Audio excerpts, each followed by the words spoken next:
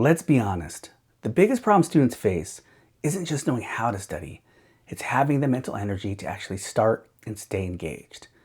The brain chemical behind that struggle? Dopamine. It's the same system that makes scrolling on TikTok effortless and reading a textbook painful. But here's the good news. You can flip the script.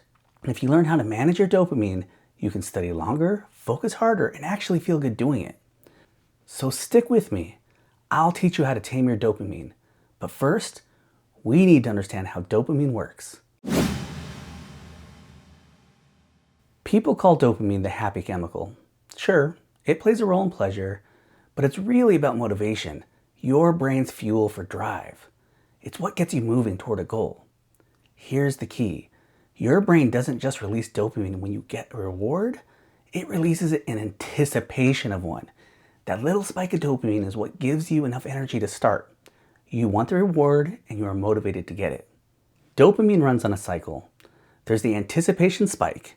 At the top of the spike is the reward, the peak.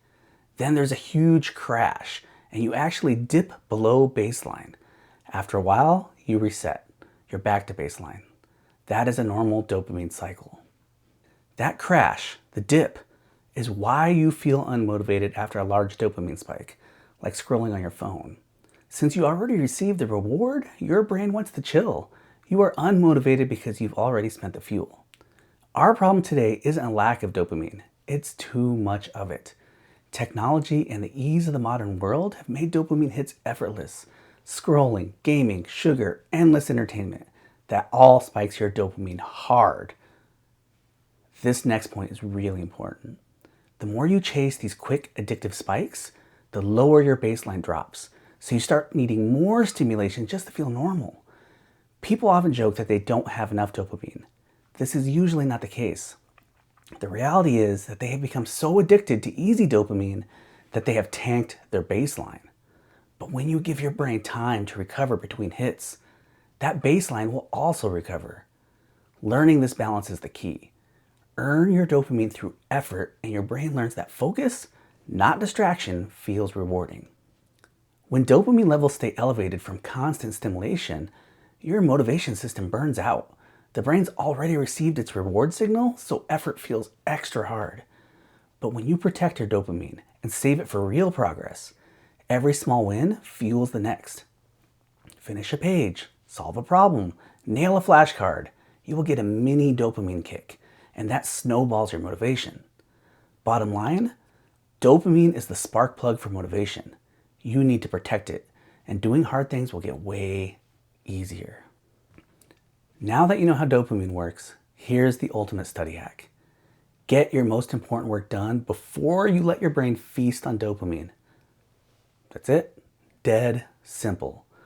All these productivity gurus preach about having the perfect morning routine. You wake up at 4 a.m., you work out, you take a cold plunge, you meditate, then you journal, then you find the cure for cancer. Yeah, man, that may work for you superhumans, but when I was in college, it was hard enough just to wake up to go to class. So don't overcomplicate your morning. Just wake up and start working. Every small win triggers the proper amount of dopamine, and those mini rewards keep fueling you to be productive throughout the day, and you won't burn out your motivation system. When I'm in grind mode, I just roll out of my bed, get a cup of coffee, sit down at my desk and start working. Those mornings are always super productive. I went to college in the 90s, and I didn't get a cell phone until I was in graduate school. Yeah, that's right, Gen Alpha. I'm from the 1900s. Listen, college in the 90s was awesome. Mornings were quiet, read the student newspaper, eat breakfast, walk to class. No one could reach me if they wanted to. I wasn't being bombarded by information, no buzzes, beeps, and dings invading every minute of my day.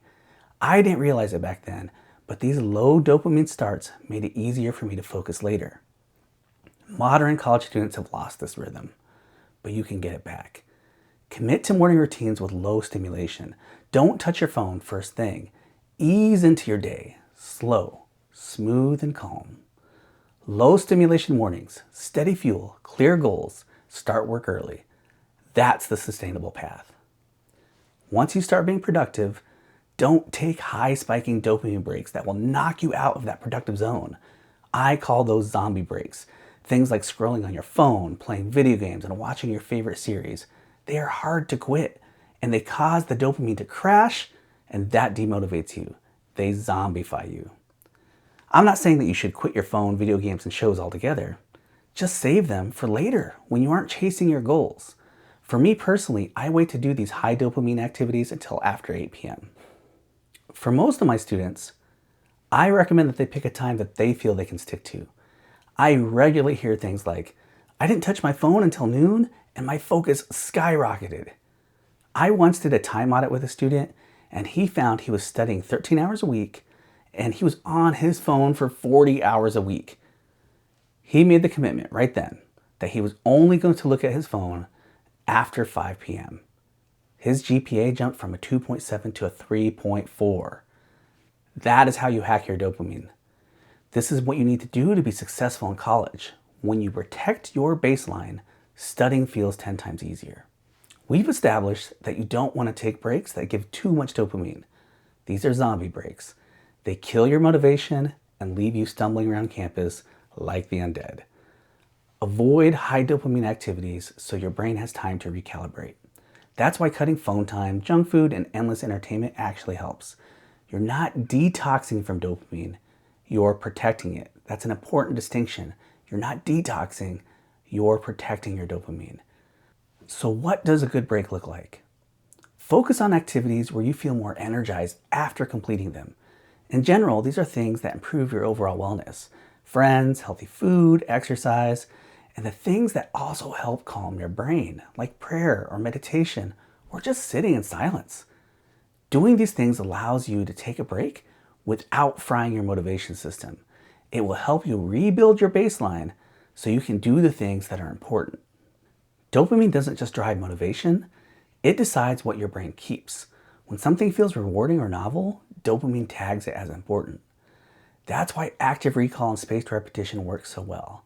Each time you nail a question, you get a tiny dopamine kick, and your brain says, yep, that's important, store this. And here's another secret. Dopamine loves earned rewards, not constant highs. Reward yourself after work, not before. That's delayed gratification, the same principle behind the famous marshmallow test. Kids who waited for 2 marshmallows instead of eating one right away built stronger motivation systems. It's the same for studying. Watching Netflix all day feels fun at the start of the binge, but your enjoyment will dwindle the more you watch. But coming home after a long study session and then watching your favorite show, that reward hits harder because you've earned it. Give yourself something to look forward to. Don't eat dessert before the meal. Remember, pleasure delayed is pleasure enhanced. Here's the bottom line. Dopamine is your brain's motivational currency. Don't waste it on scrolling. Don't cash it out early for instant rewards. Save it. Invest it in focus. Let the payoff be stronger learning and better results. Protect your dopamine. Stack small wins and reward yourself afterward. My challenge for you, try 1 no phone morning this week. Tell me how it goes in the comments. My videos are starting to pick up steam, and I'm really grateful for that. I would like us to become a community that helps each other stay calm while doing hard things. The title of my dissertation was Keep Calm and Graduate. That is what I want for all of you. Smooth, consistent productivity and success. College is hard, but it shouldn't be miserable. In the comments, let me know what your biggest dopamine traps are. TikTok, gaming, my videos, And how are you learning to manage these sources of easy dopamine? I'll be reading. Please like this video and subscribe for more science-backed student success strategies. You got this.